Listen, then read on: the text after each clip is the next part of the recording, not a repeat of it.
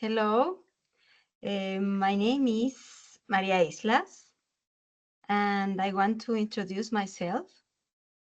I am a Mexican transpersonal psychologist dedicated to weaving together millenary sciences and arts with contemporary psychologies. In 2015, I founded Macuil Institute in Mexico, which is a community for professional studies in transpersonal psychology.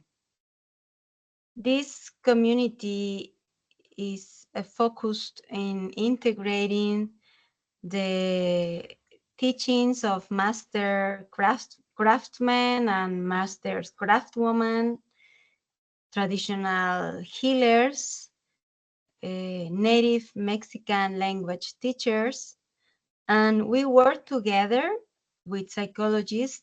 And what we're planning to do, what we're doing actually, is redefining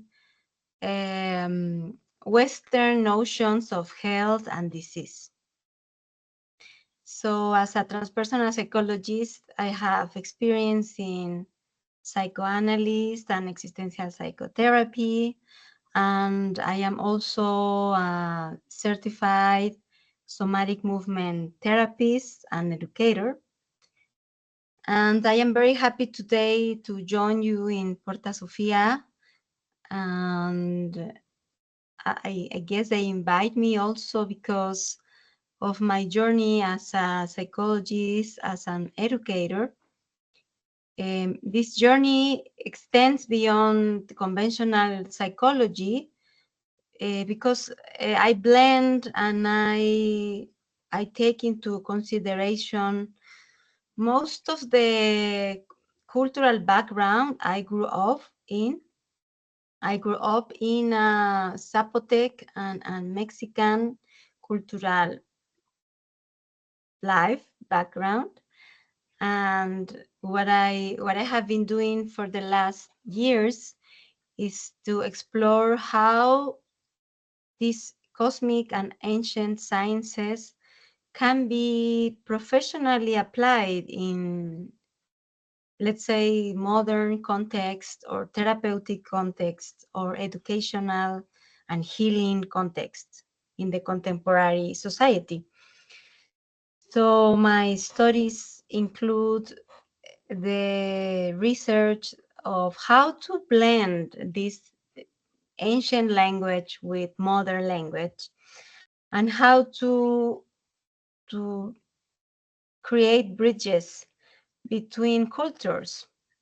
For me, as I understand, a culture is a way of perceiving reality, a very complex and rich tapestry of understandings, of insights, of experiences of people that have managed to survive through time. So I don't see psychology or therapeutic approaches or healing methodologies separated from cultural awareness. So that's basically in brief what I do, what my journey is so far. And in today's webinar, today's talk, I want to give you a little bit of context where I come from. Also, because I consider that everyone that is interested in healing or in what we call now medicines or ancient knowledge, everyone has their own story, their own background, their own journey with discovery of the human life, with discovery of the human journey of expansion, and our personal story is also important because that's where we are located, and those are the lenses, our experiences are the lenses through which we perceive reality. So So as I am sharing with you, I am originate from the Isthmus of Tehuantepec in Mexico, in the south of Mexico, in Oaxaca. And this place is the, let's say, is a more narrow space between two oceans. And this place, it's called Tehuantepec, which translates into something similar to Jaguar Mountain.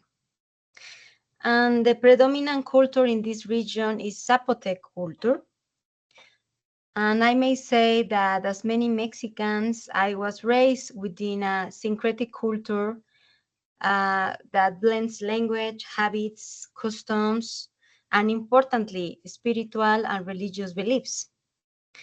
In my community, addressing illness or addressing every human issue always has involved a holistic understanding that intertwines, physical remedies with emotional, mental, and situational context.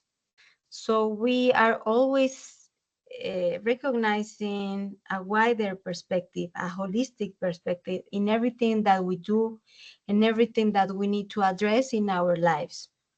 So illness is rarely seen as something separate from one's emotional state or or external experiences. And I recall my grandmother, Lucia, for example, uh, using a variety of traditional remedies to heal me when I was unwell. And her practices will range from massaging my body to break the cords, as we say, let's say to touch my ligaments, or placing red threads in my forehead, with her saliva to cure insomnia. So I'm sharing this because my awareness and what I'm sharing with you now as an adult is that my awareness about life and about the spiritual traditions and about culture and about healing and about psychology started in those moments of my life. So I guess that this awareness of the complexity of human existence and the interplay of different dimensions of life first emerged around my 11 or 12 years old. And during this time, I was frequently ill and reluctant to go to school. And my godmother, Alma, my mother's older sister, intervened and performed a traditional healing ritual to cure what was known as the scare, to be being scared. So this ritual involved surrounding me in a circle of alcohol, which was then set aflame. And additionally, I was cleansed with an egg, and which was passed over my entire body and then broken into a glass of water to diagnose the affliction.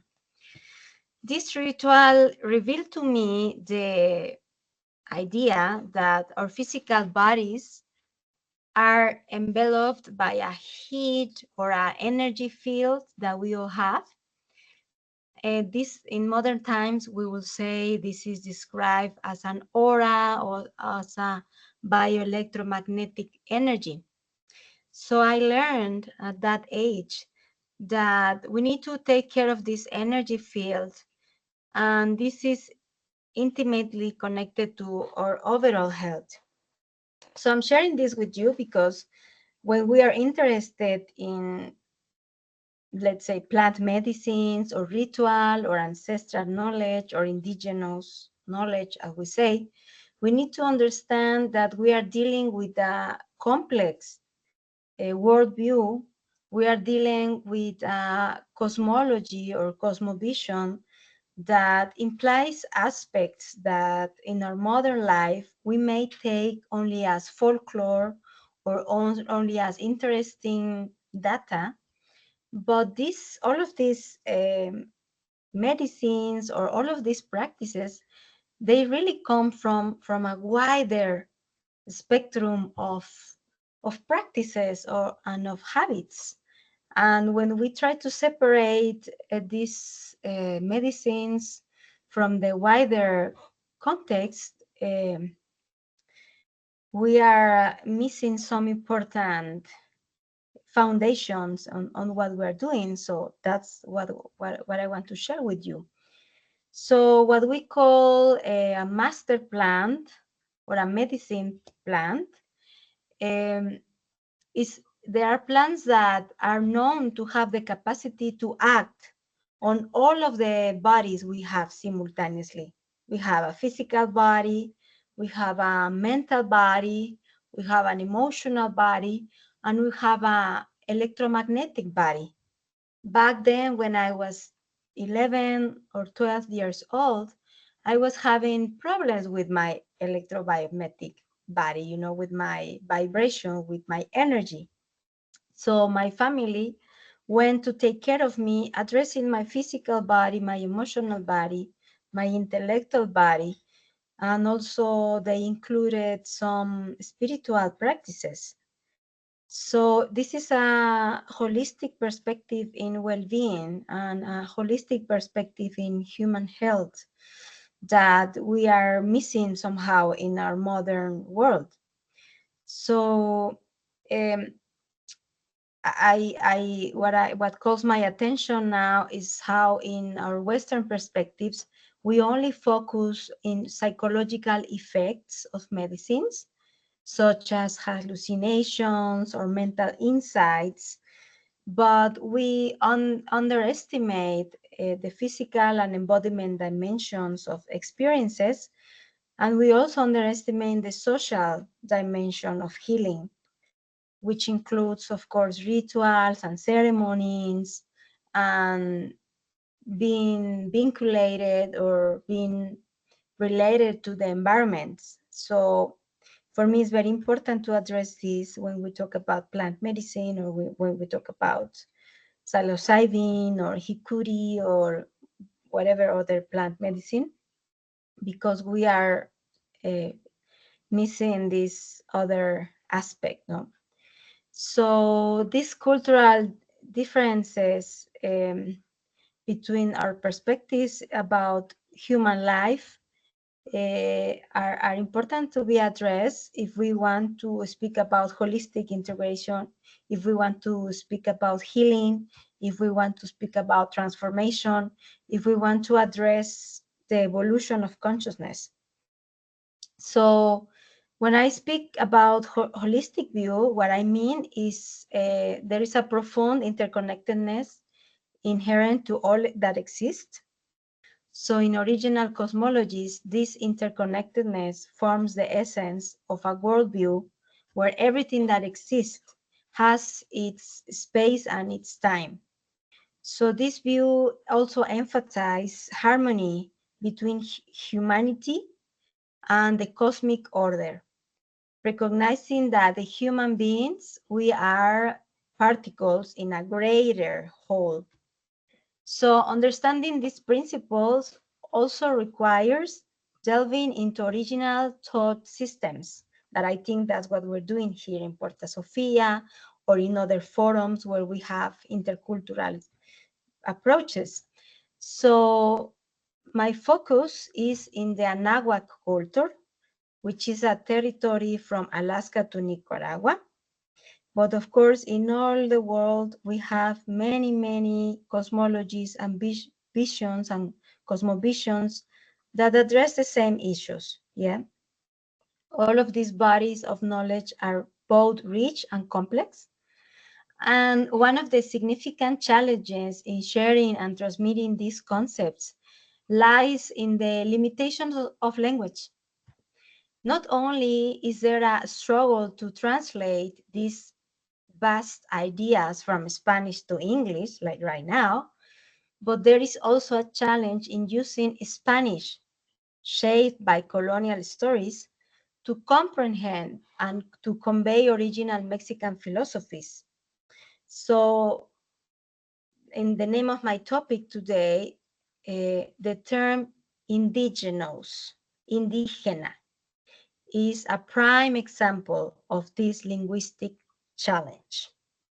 So today, the word indigenous is used widely, often with very varying intentions. Sometimes we use the word indigenous to legitimize cultural practices, and other times we use this same word to also to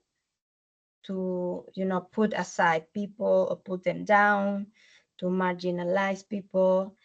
So, however, this term indigenous is itself problematic, because this word tends to generalize and erase the incredible cultural diversity and richness of the many groups who identify by their own names in their own language. In the now called American continent, the word indigenous originated from the early European explorers who they thought they have reached India. So they say, okay, we reach India, so we see indigenous people. So this mistake is like overseeing that these lands had and still have their own cultures with distinct identities long before colonization. So for me, addressing this issue is crucial. When we use generalized terms like indigenous, or even worse, when you use terms like ancestrality, without acknowledging the specific names and identities of these cultures, we risk not only cultural appropriation, but even more problems, yeah? So we are applying our external concepts to define the essence of a culture, rather than recognizing its self-determined identity. Every culture has their own way to name themselves. And to just call indigenous is to erase the identity, and to fall into, just like generalizing these cultures, and it's very violent also. So for instance, in my own culture, we refer ourselves as ditsa chitsa, which could mean something like the people of the clouds, or the clouds people, or the people that comes from the clouds. It is always metaphorical.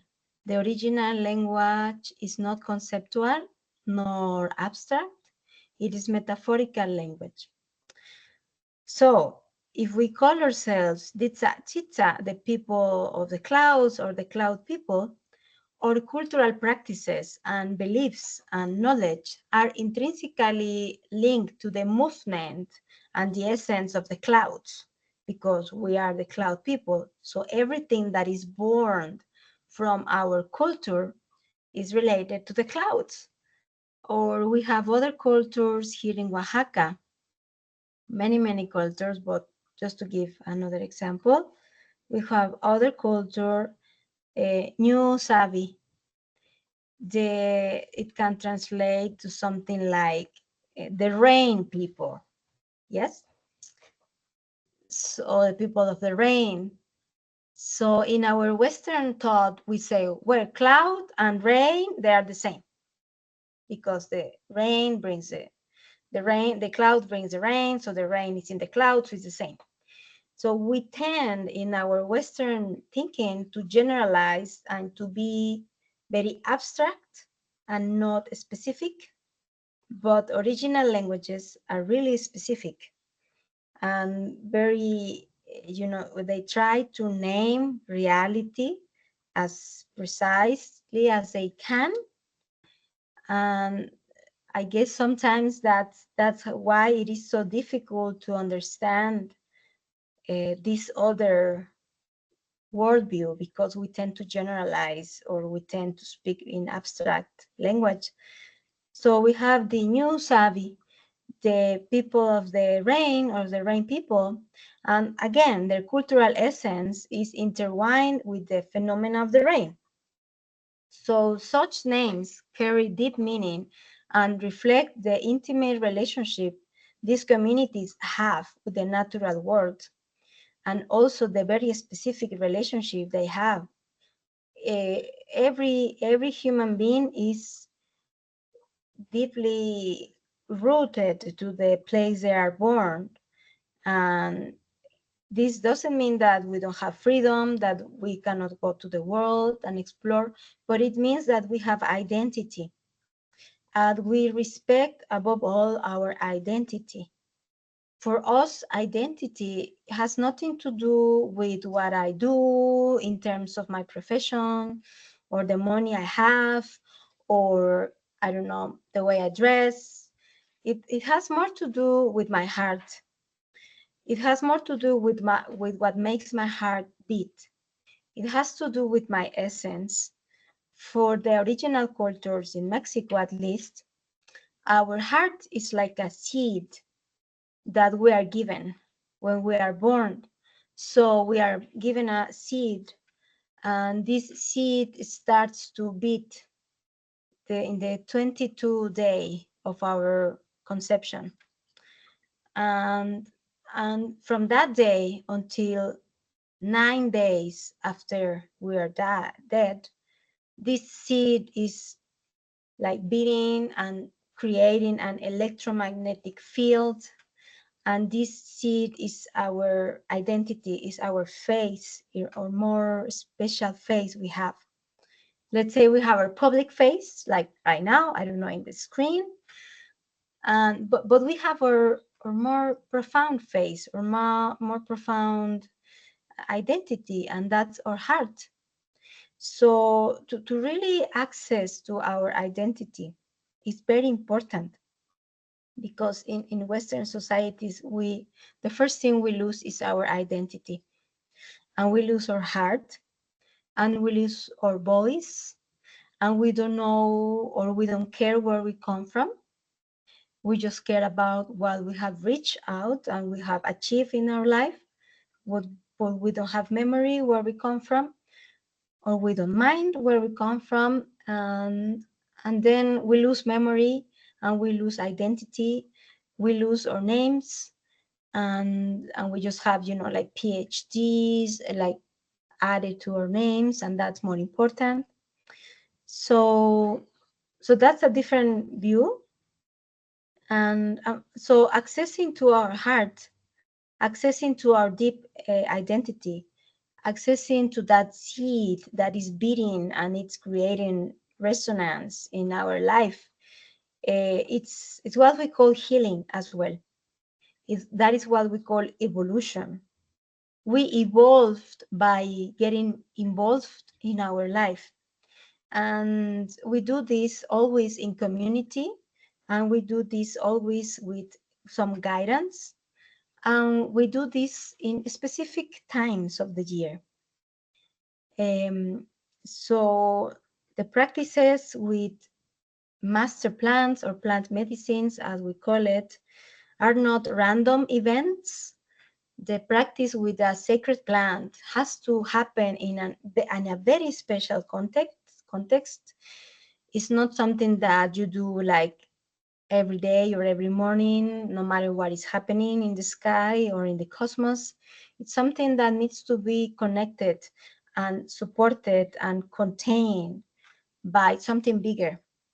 So that's why it's so complex right now, these situations we have with translating uh, plant medicine into a capsule, into a pill, because we are losing the reality of this, what is made for. And a pill, we have it in our, I don't know, in our purse, in our bathroom. We have a pill anywhere. It's an object. So it's very difficult to really understand a worldview where everything is alive and everything has its own place and space, And it's not about being mystical or being, esoteric. It's just about recognizing that everything is vibrating, and that we cannot see it, and we should not see it always. But everything has its own vibration, its own space in time, and its own, material. And original cultures respect this. And when we talk about medicines or plants, we have very different conceptions, starting by the names. So here I want to also give another example about the limits of the language.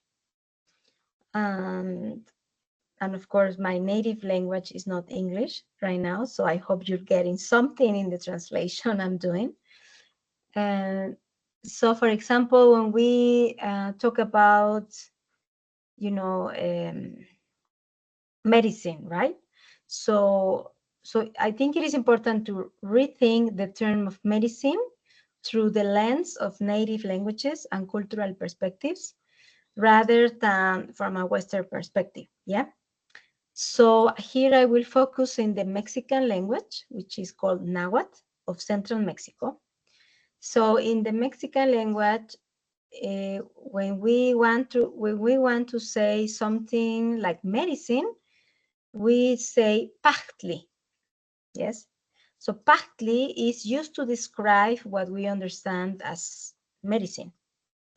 However, pachtli carries a much deeper and more transformative connotation. Yeah. It doesn't simply imply feeling better or alleviating symptoms of external healing. Pachtli signifies an immersive journey into one's own darkness. Pachtli is a process of undoing and a process of disintegration before emerging anew. So pachtli is a metaphor or a word that mirrors the journey of a seed, again, a seed that is planted deep within the earth. So before a seed can grow, it must break down and transform in the darkness. Yes. So if you plant a seed, you really need to choose a moment that is going to be propitious and very good for the seed, let's say before the rain season. So you need to choose wisely when you're going to plant that seed and where you're going to do it.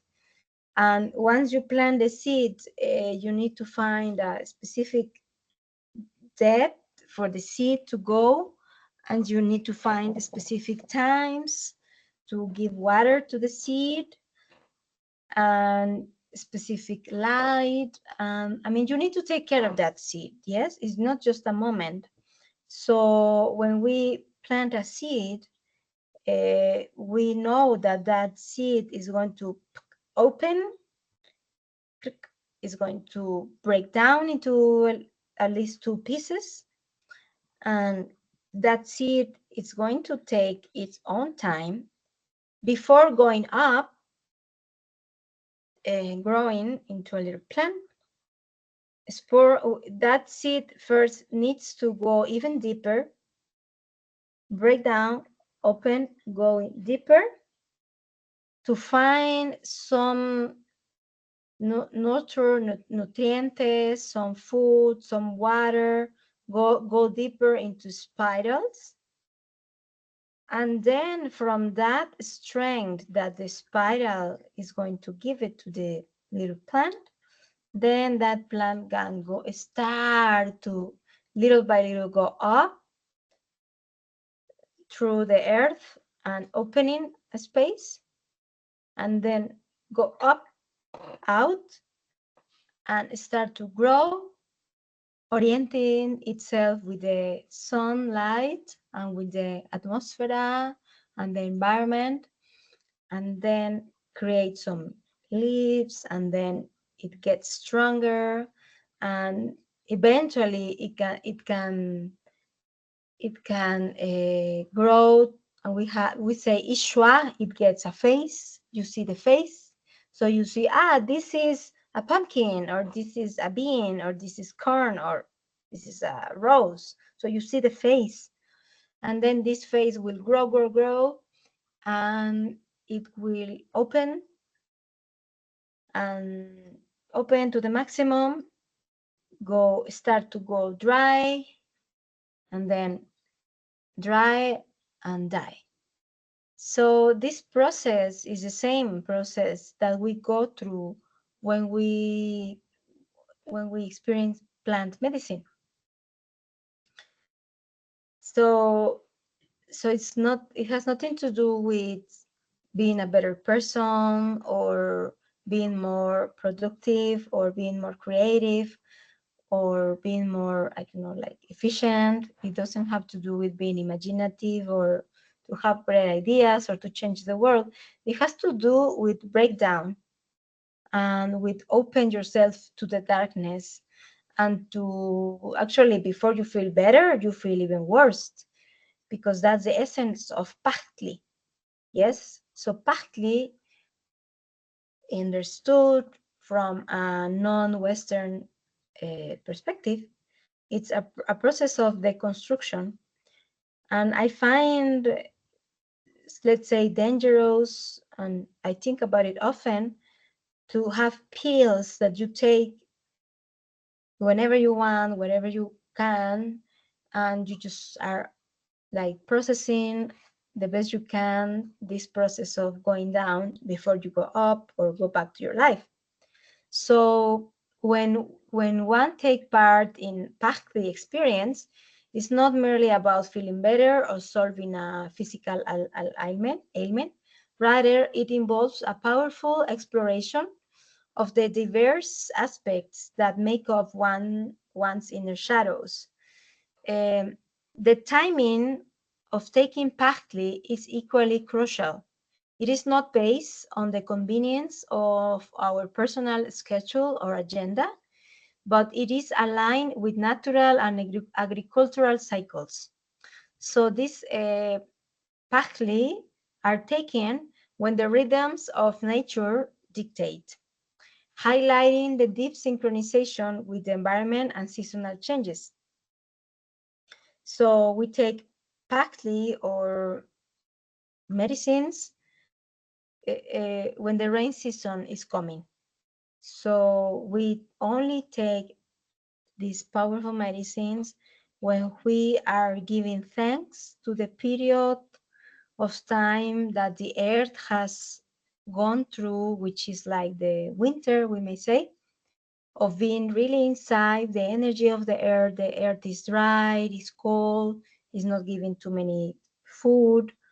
So we are giving thanks to this time, and then we create ceremonies when we take these plant medicines, the entheogenics or sacred plants, but only in this moment. And we go through the same process that the earth is going through, and we go inside of ourselves to see the darkness, and in that darkness we may find some seeds that survived, and then these seeds are something that we take back to our world. So traditionally, if we want to have some indigenous awareness when we take medicines, we need to do it in a special time. And this time has nothing to do with my agenda or my holidays. It has to do with the moment of the cosmos. It has to do with the position of the stars. It has to do with the rain. It has to do with life. Because if I'm taking a pachtli, and this pachtli is like a seed, if I'm going to transform myself and have an impact in the social dimension, I need the rain. So the rain needs to come, and only then I'm going to grow. My awareness is going to grow. My electromagnetic field is going to grow. My emotions are going to grow. My mind is going to grow. My life is going to be transformed, but only if I do it in a specific time. So living according to seasonal changes is not only a fashion, or it's not only about having your garden. It's also about being in harmony with movement. And everything that is around us, as I said in the beginning, is a mirror for our inner life, and is teaching us how we are, what we need to do, how much water we need to drink, how much rest we need to do, how much food we need to take, what ceremonies, what rituals we need to perform. So it's not random. And I find this very dangerous and problematic if we have microdoses of medicine in the pharmacy, and we take them like in our everyday life, and losing this awareness, because it has to do with a deeper understanding of the Pachtli. Yeah. Well, also the concept of Pachtli is closely associated with papalot. Papalot is a Mexican word for butterfly. So this symbolizes a living being in bed with an essence. Yes. So Pachtli and papalot they go together. So we know that every Pachtli, every medicine carries a vital and a transformative energy. However, when a Pachtli is translated into a form familiar to the Western mind, such as a pill, it is often stripped of its inherent life essence. So the Western perspective tends to reduce medicine to a mere product, an object, quantified in doses, and view primary as a commodity, subject to use, subject to disuse, to commercialization. So this modification overlooks the living sacred quality of Pachtli, which is seen not merely as a consumable item, but as a dynamic, a life-giving force that connects us to the natural and to the spiritual world. So the transformative effect of a Pachtli of medicine is so profound that it requires support from the cosmic order and the presence of a community. There is no ceremony and healing in isolation. Community and connection with the living environment are indispensable. This underscores the understanding that healing is not an individualistic endeavor, but a collective and cosmologically aligned process. The presence of a community and the movement of the cosmos serve as a foundational element that sustain and guide the transformative journey. This worldview, I know it may challenge Western concepts of medicine and healing, which often prioritize individual treatment and immediate symptom relief. In the Mexica tradition, healing is a deeply spiritual and communal experience, grounded in an awareness of natural cycles and cosmic alignment. So the process emphasizes that well-being is interconnected with the health of the earth and the community, reflecting a holistic integration of all dimensions of experience. So finishing my presentation, I want to say that Pachtli embodies a philosophy where healing is a journey of self-discovery and transformation, intricately tied to the rhythms of the earth and the collective spirit of community. And it invites a rethinking of medicine, urging us to consider the ways in which our physical or emotional or spiritual health are woven into the broader tapestry of life and the cosmic life. So thank you very much for listening, for receiving. I hope you get a sense of what I want to share. And I guess we have some minutes for see some questions or some, I don't know if comments, you may say. Yeah, thank you so much, Maria. That was a beautiful talk and very, very important points and insights that you shared. You mentioned that, so it seems like a big theme is just interconnectedness with nature, having context around these master plans and healing, it being more of a process instead of this like instantaneous expectation Western idea. Um, how, like, in your opinion, how do we, let's see, create more of that like community interconnectedness, and like the worldview seems so different that like what are some ways that we can maybe create some more of this like context and respect? Well, it's very important, your question, and I mean, very big question. And I guess that's what we're doing right now, that we are bringing awareness. Because, uh, if we don't know, we cannot act with some, guidance. So let's say that we don't know there is an interconnectedness, but now we know. If we listen to this talk and we take it Yeah. seriously, we say, okay, so there is interconnectedness. So I want to explore this in my life. I want to make it an experience. So how does it looks like in my life, and how it's for me, and what am I connected to? And we are always connected to someone, to something. We are connected. Right now we are connected, like through internet, through the lights of the electricity that allow us to connect. I am in Oaxaca, Mexico. You are like in another place. So people may watch this recording, I don't know when. So that is connection. So first, I think it starts with awareness.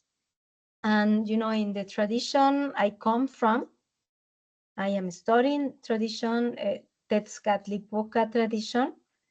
My teachers, they always say, I'm going to share this with you, which comes from oral tradition, it's not written. And you need to pay attention. And you may be surprised, or you may be challenged, or you may be like, what is this? But the main objective of these oral traditions is that we pay attention, but that we doubt. We start to make questions like, oh, really?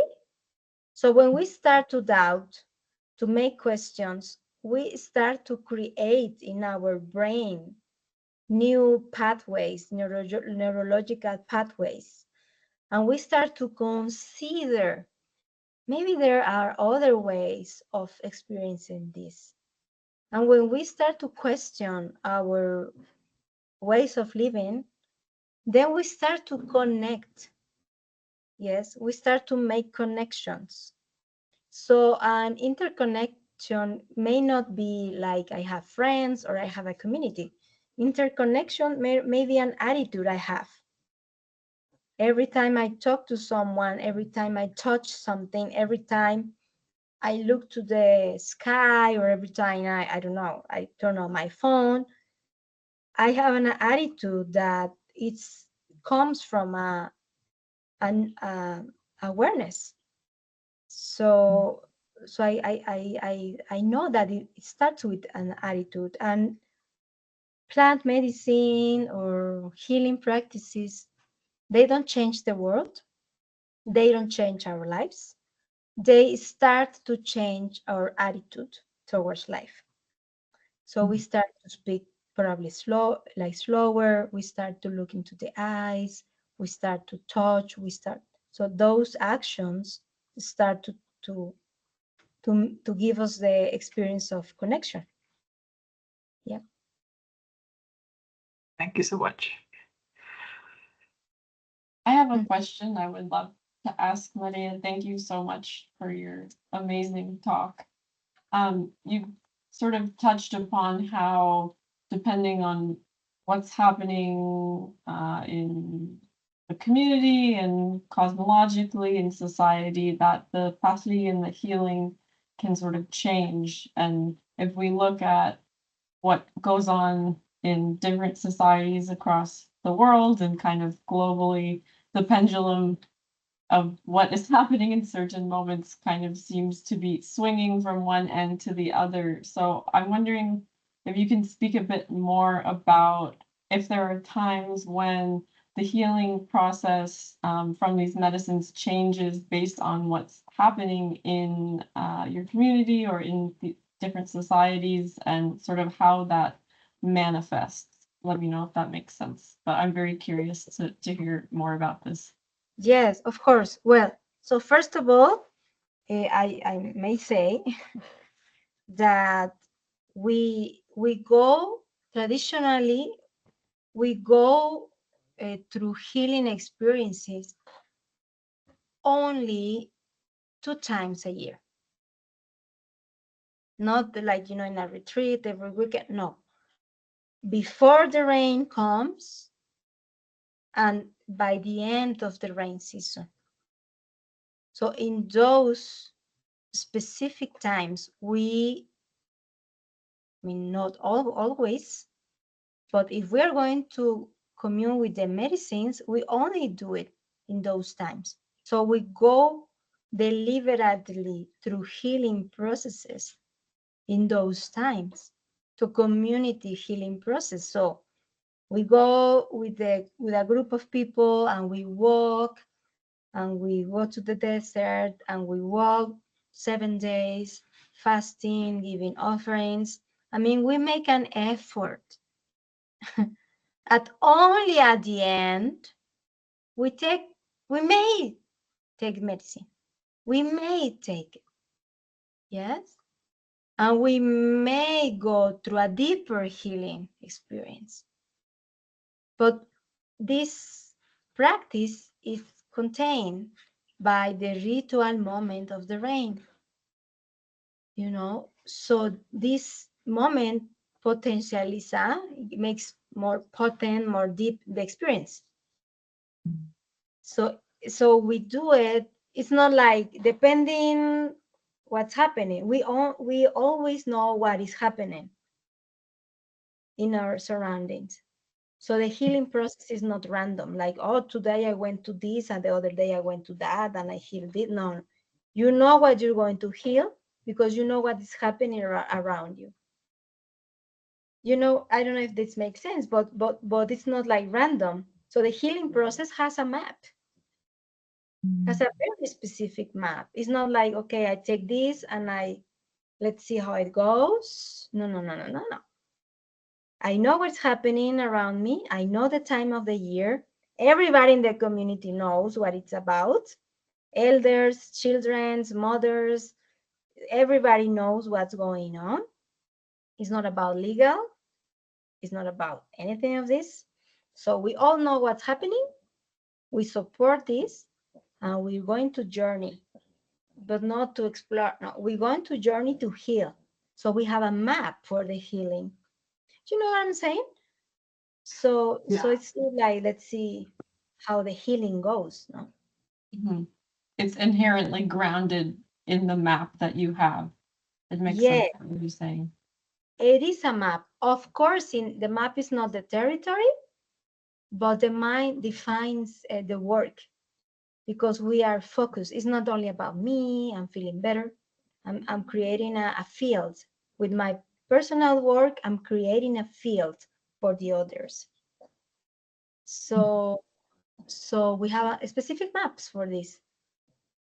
And that's why when we translate these practices into a consulting room or into a hospital or into a one-day retreat, it's, I don't know, it's complex, and we need to pay attention to this.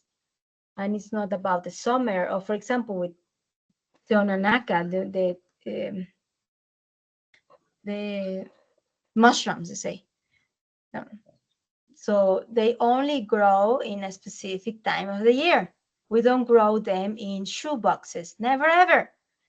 Traditionally, I know some people do, but Never.